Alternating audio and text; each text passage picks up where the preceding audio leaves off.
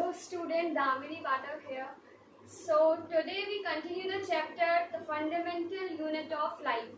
हमने सेल्स इसके पहले हमने पढ़ा था कि उसकी डिस्कवरी कैसे हुई, कैसे पता चला कि उसे सेल बोलते हैं और उसके बारे में कुछ बातें. आज हम पढ़ेंगे the structural organisation of cell. मतलब जो स्ट्रक्चरल ऑर्गेनाइजेशन है सेल की वो क्या है, कैसे है और किस फीचर्स से लेकर सेल बना है. तो मैं बता दूं कि यहाँ पे 3 बेसिक फीचर्स होते हैं सेल के. सबसे पहले अपन लिखेंगे स्ट्रक्चरल ऑर्गेनाइजेशन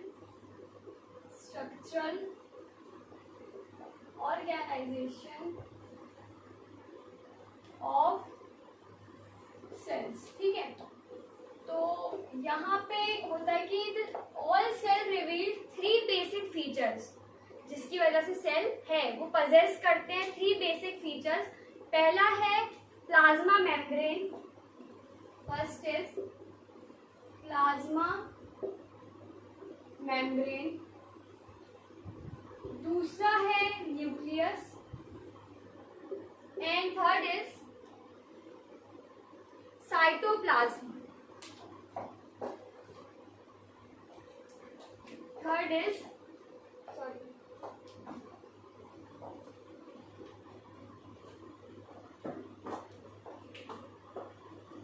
साइटोप्लाज्म. ठीक है, हम इसे ब्रीफली डिस्कस करेंगे इन तीनों के बारे में. पहला अपना प्लाज्मा मेम्ब्रेन, दूसरा न्यूक्लियस और थर्ड इज साइटोप्लाज्म. ठीक है, तो सबसे पहले हम बात करते हैं. और हाँ, इन तीनों की वजह से ही जो सेल है वो अपनी सारी एक्टिविटीज को कर पाता है. ये 3 मेन बेसिक फीचर्स हैं उसके. तो सबसे पहले हम डिस्कस करते हैं प्लाज्मा मेम्ब्रेन. ठीक है, सबसे पहले हम प्लाज्मा मेम्ब्रेन को डिस्कस करते हैं.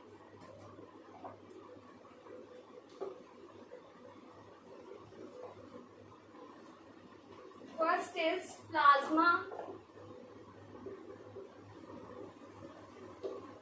Membrane.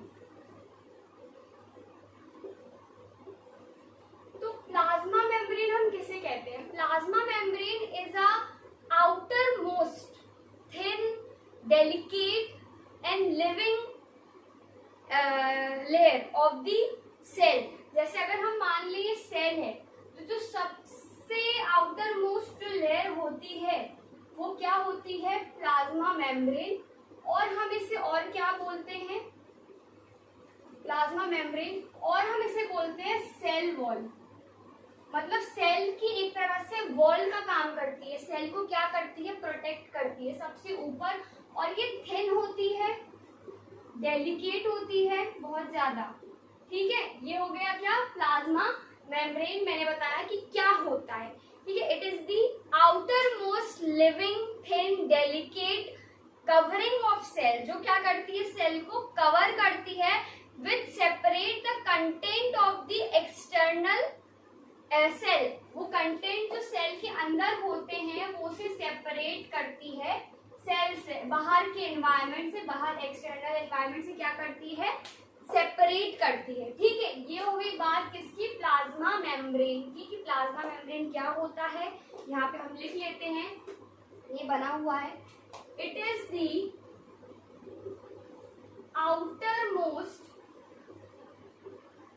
outer most living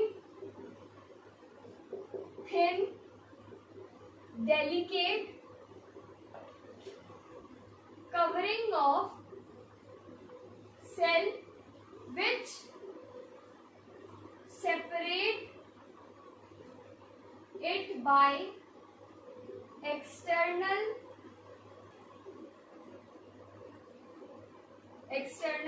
environment. Okay, so I hope you understand what is plasma membrane. ठीक है, आपको समझ में आ गया कि what is plasma membrane. अब हम इसमें एक चीज और कि प्लाज्मा मेम्ब्रेन में क्या क्या चीजें होती हैं. प्लाज्मा मेम्ब्रेन में what is present, क्या प्रेजेंट होता है? पहला तो होता है लिपिड. ठीक है, क्या? Lipid and protein. Lipid and protein की वजह से ये जो प्लाज्मा मेम्ब्रेन होता है वो क्या होता है, इट इज वेरी फ्लेक्सिबल। इसकी वजह से क्या होता है, प्लाज्मा मेम्ब्रेन फ्लेक्सिबल होता है, फ्लेक्सिबिलिटी होती है, और फ्लेक्सिबिलिटी के साथ साथ वो उसके पास एक ऐसा फंक्शन करता है ये इसकी वजह से कि जो बाहर कोई भी चीज है इन्वायरमेंट में वो उससे इनगल्फ कर लेता है, या वो फूड हो या कोई मटेरियल हो उसे वो क्या कर लेता है, इनगल्फ कर लेता है, और उस प्रोसेस को हम कहते हैं endocytosis. Endocytosis, the process in which the cell or the organ which has cell engulf the food or other material surrounding the environment, and this process is known as endocytosis। जैसे हम इसमें सबसे बड़ा example देख सकते हैं amoeba का, हमने कल देखा था, हमने इसके प्रीवियस लेक्चर में देखा था कि अमीबा अपना खाना कैसे इंगल्फ करती है। हमने देखा था ये जो अमीबा होती है ये ऐसी होती है, अगर कोई फूड यहाँ पे है तो वो क्या करती है, वो ऐसे फिंगर टाइप प्रोजेक्शन बनाती है ऐसे, और इसको अंदर लेने की कोशिश करती है, और नेक्स्ट स्टेप में क्या होता है, फूड क्या होता है, अंदर आ जाता है। तो आपको समझ में आया कि फिंगर लाइक, इसमें फ्लेक्सिबिलिटी होती है, क्या होती है, किसकी वजह से होती है, लिपिड की वजह से होती है, और प्रोटीन की वजह से क्या होती है, इसके अंदर एक फ्लेक्सिबिलिटी होती है जिससे अपना खाना वो इंगल्फ कर पाता है। And the process in which the cell engulfs the food by the surrounding to take the finger-like projection is known as what? Endocytosis.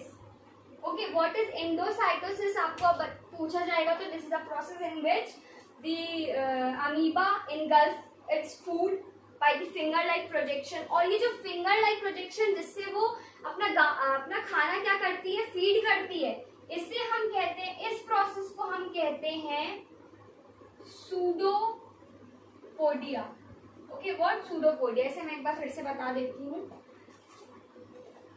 कि ये तो आपको पता चला कि एंडोसाइटोसिस क्या होता है, the process in which it is a process in which the flexibility is shown by the cell. तो फ्लेक्सिबिलिटी जैसे कि उसमें क्या प्रेजेंट होता है, अपना लिक्विड जो खाना, एक तरह से जैसे वो खाना इनगल्फ करती है, क्या करती है, खाना इनगल्फ करता है, जैसे कि अमीबा जो होता है वो खाना इनगल्फ करता है ऐसे फिंगर लाइक प्रोजेक्शन निकालकर। इस प्रोसेस को हम क्या कहते हैं, एंडोसाइटोसिस। एंडोसाइटोसिस। और जब अमीबा अपनी फिंगर लाइक प्रोजेक्शन, ये देखो ये फिंगर लाइक प्रोजेक्शन है ना, फिंगर लाइक प्रोजेक्शन जो वो निकालता है इसे हम कहते हैं pseudopodia. This is the process where in which the amoeba feeding their food is known as pseudopodia। क्या pseudo, p s u p silent होता है, pseudopodia। Pseudopodia is the process in which the amoeba engulf it or feed up it food। ठीक है, यहाँ पे खत्म होता है हमारा ये। अब हम पढ़ेंगे the function of plasma membrane की प्लाज्मा मेम्ब्रेन के क्या क्या फंक्शन होते हैं। Plasma membrane, you remember that the outermost layer of the cell is plasma membrane.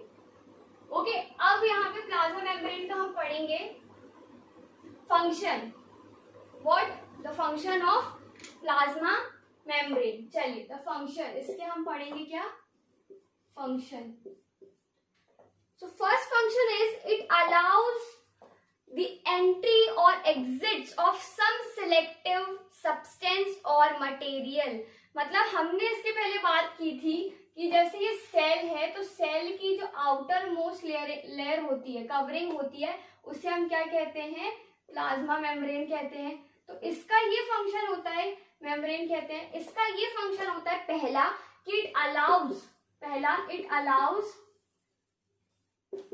the selective material which exit or enter in the cell। मतलब एक तरह से सिक्योरिटी गार्ड का काम कर रही है कि भाई तुम पूछे बिना कोई अंदर नहीं जाएगा और बाहर नहीं जाएगा। जैसे स्कूल में से सामने सिक्योरिटी गार्ड होता है, कोई बंक नहीं कर सकता, कि अंदर से पहले जो अंदर आ रहा है उससे भी परमिशन लेनी पड़ेगी, देखना पड़ेगा कौन, और जो बाहर जा रहा है उसे भी।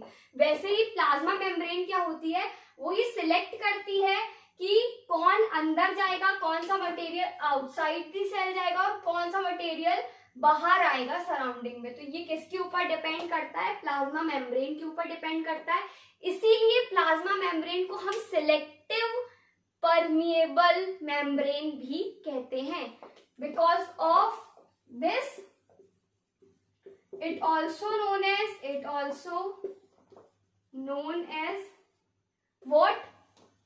सिलेक्टिव, क्योंकि वो सिलेक्टिव मटेरियल को बाहर और अंदर जाने देती है, सिलेक्टिव परमिएबल मेम्ब्रेन। ओके, यहाँ पे ये बात हुई। चलिए अब हम दूसरी करते हैं कि keeps and maintain the shape of cell, helps to maintain the shape of cell. मतलब प्लाज्मा मेम्ब्रेन के कारण ही जो शेप होता है सेल का वो क्या होता है? बना रहता है। Help to maintain the shape of cell. ठीक है, तो दूसरा क्या हो जाएगा? Helps to maintain the shape of cell. ठीक है, तो तीसरा यहाँ पर हम बात करते हैं, दूसरा हो गया हेल्प्स टू मेंटेन द। तीसरा है प्रोटेक्ट इंटरनल कंटेंट, मतलब जो अंदर इसके जो भी चीज होती है, हम आगे पढ़ेंगे सेल के अंदर यहाँ पे जो भी कंटेंट होते हैं, प्लाज्मा मेम्ब्रेन उसे क्या करता है? प्रोटेक्ट करता है। ठीक है, protect the internal content of the cell. चलिए यहाँ चौथा होगा प्रोवाइड प्रोटेक्शन अगेंस्ट माइक्रोब्स। ये क्या करता है? एक चीज और करता है कि जो माइक्रोब्स होते हैं या फॉरेन सब्सटेंस होते हैं, फॉरेन जर्म्स होते हैं, उन्हें वो अंदर आने नहीं देता, उससे क्या करता है? प्रोटेक्ट करता है। तो इसका चौथा पॉइंट होगा protect from what? Protect from the microbes. Okay, against microbes. चलिए ये हो गया यहाँ पर कि प्लाज्मा मेम्ब्रेन के अब हमने पढ़ लिया। इसमें एक मेन पॉइंट है जो हमने अभी पढ़ा कि एग्जिट और एंट्रेंस। तो ये कैसे पॉसिबल होता है? तो इसका सबसे इंपॉर्टेंट पॉइंट है the transportation of material in the cell और फ्रॉम द सेल आउटसाइड। तो ये the most important point is transportation. तो हम यहाँ पे ट्रांसपोर्टेशन इस पॉइंट को एक अलग से हम पढ़ेंगे। तो सबसे पहले ट्रांसपोर्टेशन की जब बात आती है, आप स्क्रीनशॉट ले लीजिए। जब ट्रांसपोर्टेशन की बात आती है तो इसमें दो चीज होती हैं, दो चीज आती हैं। पहला तो होता है अपना, जब किसकी बात आती है? Transportation. Transportation across the membrane, मतलब ट्रांसपोर्ट अक्रॉस द मेम्ब्रेन कि कैसे ट्रांसपोर्ट होता है। तो सबसे पहले हम बात करते हैं ट्रांसपोर्टेशन जो होता है सब्सटेंस के बीच में और मेम्ब्रेन के बीच में, वो एनर्जी से होता है। अगर किसी भी ट्रांसपोर्ट में, किसी भी across the membrane take place with energy, अगर वो एनर्जी से ले रहा है, एनर्जी के थ्रू ट्रांसपोर्ट हो रहा है, तो उसे हम कहते हैं active transport. What we call? First is active transport, transport in which it done by the energy, और जिसमें एनर्जी नहीं होगी, जैसे इसका ऑपोजिट होगा पैसिव ट्रांसपोर्ट। ठीक है, दो तरह के हो गए। अब यहाँ पर हम मेन बात करते हैं डिफ्यूजन और ऑस्मोसिस की, because diffusion is the transportation process and the osmosis also transportation process between the cells and membrane और सेल्स एंड एनवायरनमेंट। सेल्स दोनों के बीच में जितनी भी ट्रांसपोर्टेशन होती है, डिफ्यूजन और osmosis is the most important point. तो सबसे पहले हम यहाँ पे डिस्कस करेंगे डिफ्यूजन के बारे में। डिफ्यूजन क्या होता है? ठीक है, हमने इससे पहले डिफ्यूजन पढ़ा है मैटर में, शायद तो उतना डिटेल में नहीं पढ़ा था। यहाँ बायो में भी डिफ्यूजन है। डिफ्यूजन में मैंने वहां बताया था आपको। पहला यहाँ पे हम पॉइंट लिख लेते हैं डिफ्यूजन। सबसे पहले बात करते हैं कि व्हाट इज डिफ्यूजन। देखो, it is a spontaneous movement of substance, solid भी हो सकता है, लिक्विड भी हो सकता है, गैस भी हो सकता है, from region to higher concentration to lower concentration. मतलब it is a spontaneous process in which the substance is movement from the region to higher concentration to lower concentration. कहाँ मूवमेंट होता है? Higher concentration to lower concentration. ठीक है, ये तो हमने इससे पहले भी डिस्कस किया हुआ है. जैसे कि हम एग्जांपल लेते हैं CO2 का. हमारी बॉडी के सेल में CO2 है, हमारी बॉडी का ये सेल है, सेल, इसमें क्या प्रेजेंट है? CO2. CO2 का अमाउंट सेल में ज्यादा होता है as compare to surrounding. Suppose it is a surrounding. तो हायर कंसंट्रेशन कहाँ है? In the cell. In the cell there is higher concentration. और लोअर कंसंट्रेशन कहाँ है? यहाँ पे. तो कहाँ मूव करता है डिफ्यूजन में? हायर टू लो. तो हमारी बॉडी में जो सेल हैं वो जब सेलुलर वेस्ट को बाहर निकालते हैं हम अपनी बॉडी से, तो वो कैसे क्यों बाहर जा रहा है? Because the present of CO2 is larger in cell as compare to surrounding. तो कहां से जाता है? Higher to low. मतलब हमारी बॉडी के सेल में CO2 की जो क्वांटिटी होती है वो मैक्सिमम होती है, उसका कंसंट्रेशन ज्यादा होता है, इस वजह से वो बाहर मूव करता है. तो यहाँ पर कौन सी प्रोसेस होती है? Diffusion. Because higher concentration to lower concentration CO2 क्या होता है? मूव करता है. ठीक है, यहाँ हो गई. अब हम इसके जैसे ऑपोजिट की बात करते हैं O2. O2 कहाँ पे ज्यादा है? सराउंडिंग में. O2 सराउंडिंग में क्या है? लार्जर. और हमारे सेल में क्या है? कम. तो O2 इसलिए हम लेते हैं. O2 लार्जर से हायर कंसंट्रेशन टू कहाँ मूव करता है? लोअर कंसंट्रेशन में. तो it is the two example that CO2 move outside in the surrounding from our cell and CO2 is come in the cell from the outside और surrounding. ठीक है, यहाँ हमने दो चीज पढ़ ली. जल्दी से आप इसे नोट डाउन करिए.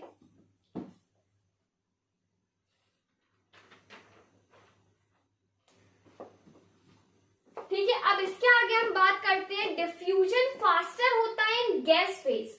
डिफ्यूजन अगर हम बात करें तो सॉलिड और लिक्विड के कंपैरिजन में, सॉलिड और लिक्विड के कंपैरिजन में इन gas the diffusion is faster in gas phase. Gas phase में डिफ्यूजन कैसा होता है? फास्टर होता है. मैंने अभी दो एग्जांपल दे दिए, एक CO2 का और एक किसका दिया है? O2 का. ठीक है, और इट इज द ये डिफ्यूजन का जो role it is play the main role, the essential role in exchange of gases. Diffusion is the most important. अगर हम CO2 बाहर नहीं निकालेंगे तब भी हमें हमारी बॉडी का नुकसान है, और अगर हम O2 नहीं लेंगे तब भी हम जी नहीं पाएंगे. तो it is the most important process which helps to living organism or which helps to living us. Okay, so we have to know about this. Okay, now हम इसके बाद पढ़ते हैं ऑस्मोसिस के बारे में. हमने डिफ्यूजन के बारे में डिस्कस किया कि diffusion is a process higher concentration to lower concentration. It is faster in gas phase as compare to solid and liquid. चलिए, अब डिफ्यूजन के बाद हम आते हैं osmosis and today's last topic.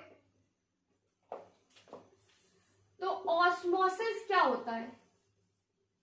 Osmosis is also process in which, पर इसमें osmosis में सिर्फ water, the movement of water molecules through selective permeable membrane along with concentration. Osmosis में भी क्या होता है?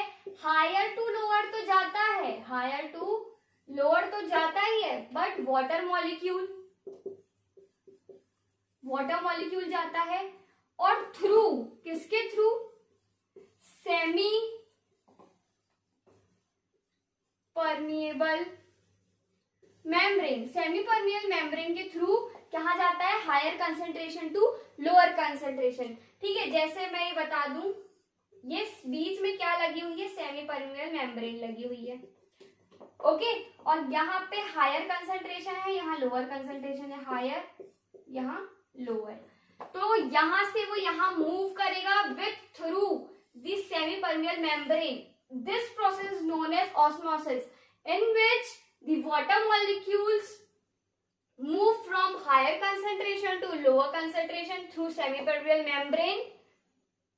It is called the osmosis. Osmosis आपको समझ में आ गया होगा. Then some unicellular fresh water organism also take water from this process. Okay, if we talk about some plant and animal, वो भी अब प्लांट्स जो होते हैं, प्लांट्स की बात करें अगर हम, तो कुछ जो होते हैं यूनिसेलुलर, जिनके सिर्फ क्या होते हैं, एक सेल होते हैं, जैसे अमीबा पढ़ा हमने, वो भी ऑस्मोसिस के थ्रू फूड जो वाटर है वो गेन करते हैं। इसका मतलब अमीबा का अगर हम एग्जांपल ले रहे हैं तो अमीबा भी ऑस्मोसिस के थ्रू क्या लेती है, वाटर सराउंडिंग से लेती है। Absorption of water by plants, root is also known as, अगर कोई भी रूट प्लांट का वाटर लेता है, हम पानी डालते हैं ना, तो नीचे रूट में पानी जाता है जो अब्सॉर्ब करता है, उस प्रोसेस को भी हम ऑस्मोसिस, मतलब वो भी ऑस्मोसिस के थ्रू ही वाटर को क्या करता है, गेन करता है। जो रूट होते हैं उसमें लोअर होता है कंसंट्रेशन वाटर का और सराउंडिंग में ज्यादा, तो सराउंडिंग ज्यादा में से, हायर में से किस में आ जाता है, लोअर में आ जाता है। Okay, so today's lecture is over. आगे हम पढ़ेंगे इसके बाद और कुछ टाइप्स, और उसके बाद हम जो इसके दो टॉपिक और थे, सेल वॉल और साइटोप्लाज्म, वो कंटिन्यू करेंगे। ठीक है, चलिए फिर thank you for the lecture. आज का लेक्चर यहीं खत्म करते हैं हम, नेक्स्ट आएंगे जल्दी लेक्चर लेकर। So thank you so much. Like, subscribe and share.